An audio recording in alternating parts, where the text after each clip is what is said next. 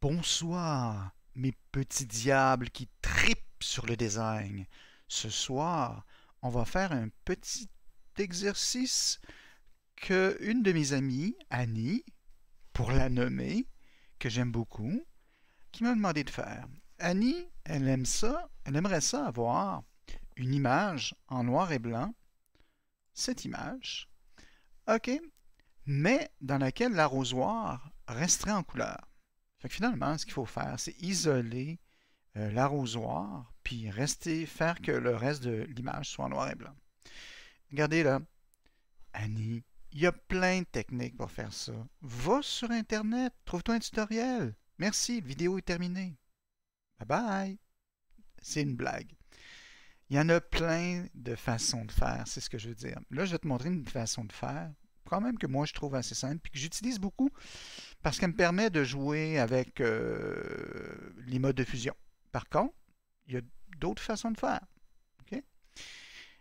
Donc, première chose que je vais faire, c'est que j'ai besoin d'isoler l'arrosoir. C'est ça, le gros truc là-dedans, c'est isoler l'arrosoir. Comment on va faire pour isoler l'arrosoir? Ben, on va faire disparaître les gens autour.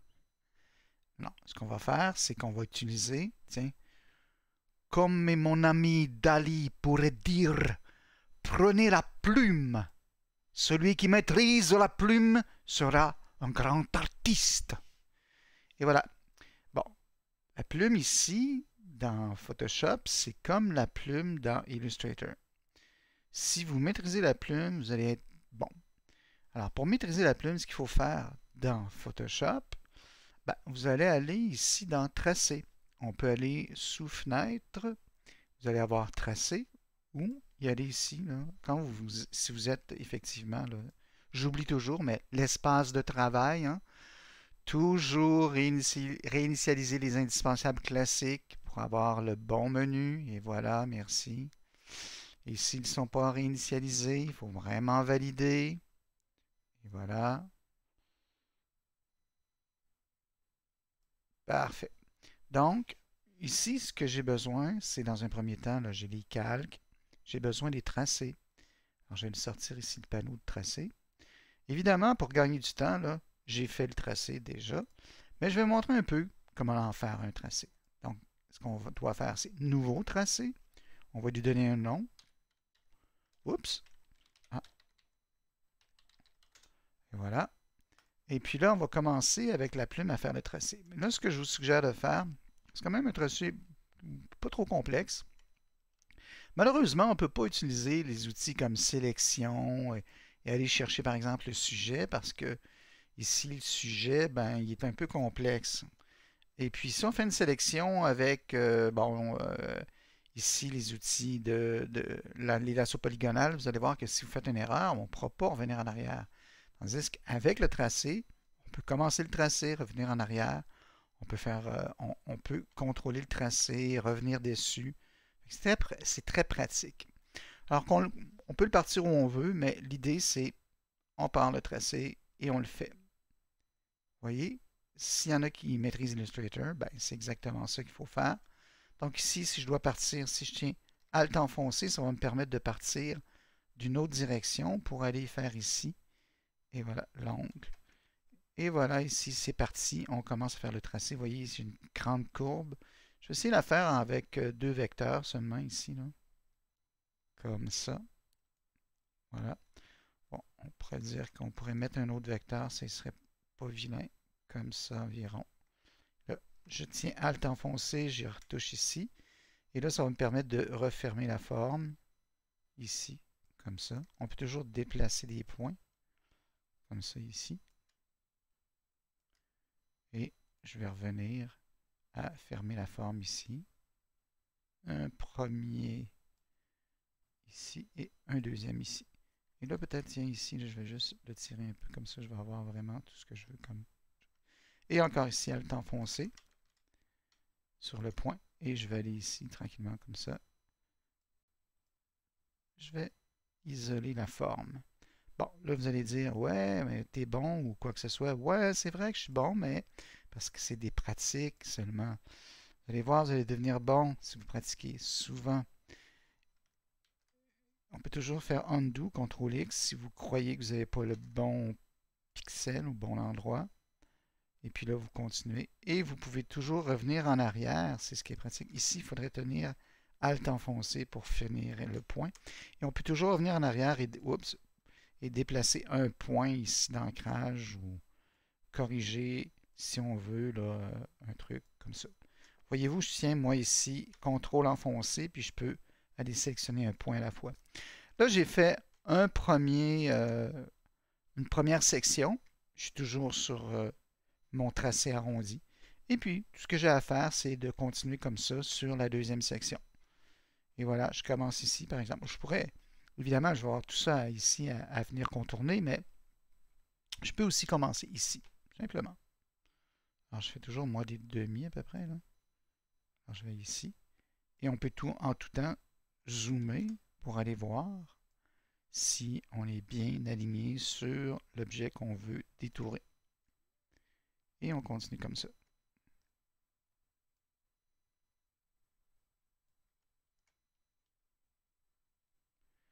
Le silence du détoureur. Ce soir, dans la série Détourage, nous détourons un arrosoir. Oups, pour Annie, pour lui montrer comment faire isoler un arrosoir sauvage dans une image en noir et blanc. Chut! On entend les doigts se faire ici contourner. Ça semble difficile. Non. Bon, voyez le principe, là, je vais arrêter ça ici là, pour juste vous montrer qu'on peut corriger aussi là, en tout temps, revenir en arrière et corriger une courbe. Voilà. Donc, je pourrais faire ici le contour au complet, là, vous comprenez le principe.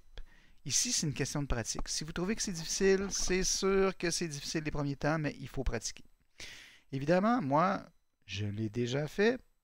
Donc, je vais arrêter ici, puis je vais choisir mon tracé que j'ai fait ici. Et voilà. Donc, moi, je l'ai déjà fait, le tracé. Quand vous avez fait le tracé, ce qui est pratique, ça vous permet de sélectionner l'objet ou sélectionner le tracé. Donc, je clique sur tracé, et puis je clique ici, en bas. Si ce n'est pas ouvert, ça peut être comme ça ici, ouvrez-le.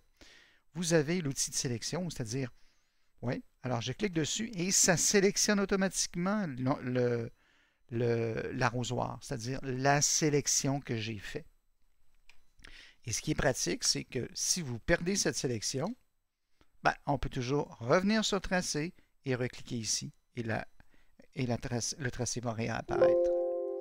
Donc ça, c'est l'affaire qu'il faut maîtriser en premier lieu. Première chose.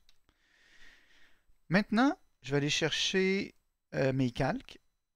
Donc j'ai mes calques, j'ai mes tracés. Et là, avec le calque, ben, ce que je fais, ben, moi, je vais faire une duplication du calque, dupliquer le calque. Et sous image, ici, dans réglage, je vais ici aller faire désaturation. Donc, image, réglage désaturation et bing, bang, swing, l'image devient en noir et blanc.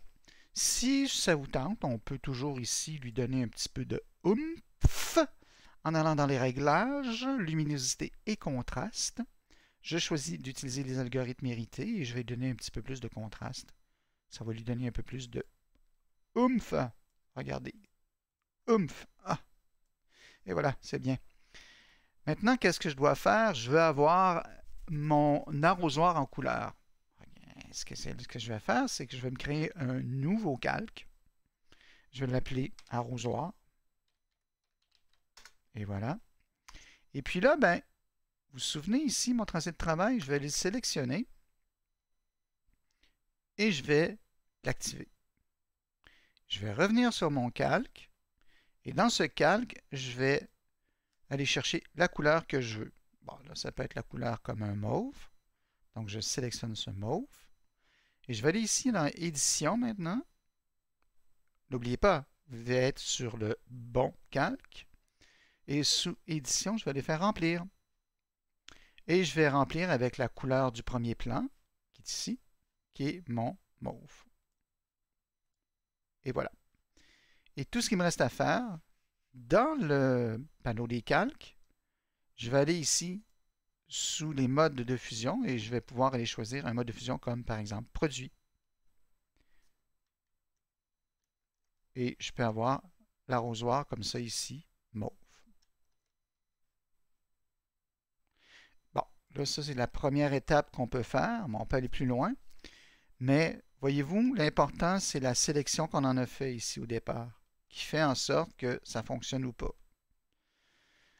On peut jouer, hein? On a mis mauve, on a produit, mais on a d'autres modes de fusion, comme par exemple, on a ici incrustation. On en a d'autres, comme lumière tamisée. Tiens, la finition lumière tamisée est peut-être plus réaliste ici, dans ce cas ici. Puis on peut toujours dupliquer le calque. Par exemple, je vais ici sur le calque mauve et je vais le dupliquer. Voilà. Et on va voir que l'effet est comme doublé. Et l'effet qui est doublé parce qu'il est par-dessus, ben, son opacité, je peux la réduire. Comme ça, je peux avoir juste un petit peu plus d'effet ou contrôler l'effet comme je veux. On pourrait aller plus loin. Là. Je pourrais mettre l'effet, par exemple, au maximum, puis avec un efface, ici, je pourrais effacer une partie, par exemple. Voilà. Vous voyez, ici, avant, c'était comme ça, mais avec l'efface, je vais aller dans le deuxième calque, juste effacer une petite partie ici pour rendre un peu plus pâle. Vous voyez, c'est des petits trucs, ça, pour rendre les choses un peu plus réalistes. Fait qu'en quelques secondes, on peut prendre n'importe quel objet, l'isoler, lui donner une couleur. Bon, on n'aime pas le mauve, ça se peut qu'on n'aime pas le mauve. Alors, tout ce que j'ai à faire, c'est que je vais me faire un nouveau calque. Je vais l'appeler orange. Parce que ça m'arrange. Quelle blague. Et puis dans orange, ben là, je vais chercher la couleur. Mon orange que je veux. Alors, je vais en prendre un assez saturé. OK. Je retourne ici sur mon tracé de travail que je vais sélectionner. Donc, tracé de travail, je le sélectionne. Je vais fermer les deux calques ici parce que je vais aller sur mon calque orange. Édition, je remplis avec la couleur de premier plan qui est le orange. Et voilà, tout ce que j'ai à faire maintenant. Dans le mode de fusion, aller chercher, tiens, incrustation. Écoutez, il y en a d'autres, le mode de fusion. C'est à vous d'aller chercher ce que vous voulez faire comme effet. Là. Disons qu'il faut que ça fasse réaliste. Hein? Bon, couleur, ça fait très réaliste. Hein? Si je fais ça comme ça ici, là, on a un bon effet. Puis comme je vous dis, ben, on peut toujours dupliquer le calque. Moi, j'aime ça, faire des choses comme ça, parce que ça donne des effets plus intéressants. Je duplique le calque. Et puis dans le deuxième calque, je pourrais même lui donner un autre type d'effet. Incrustation, par exemple. Et avec l'efface, aller chercher des choses comme ça. Aller rendre un peu les choses différentes et avec un peu plus de croquant dans l'image. Fait que c'est un peu l'idée qui est derrière ça. Fait que si vous avez aimé, vous savez quoi faire. Vous cliquez, vous vous abonnez à ma chaîne, vous m'envoyez un petit message. Si vous avez des réalisations à faire comme Annie, pardon, envoyez-moi vos questions, envoyez-moi vos suggestions et ça va me faire plaisir de les réaliser. Alors, bon travail, Annie.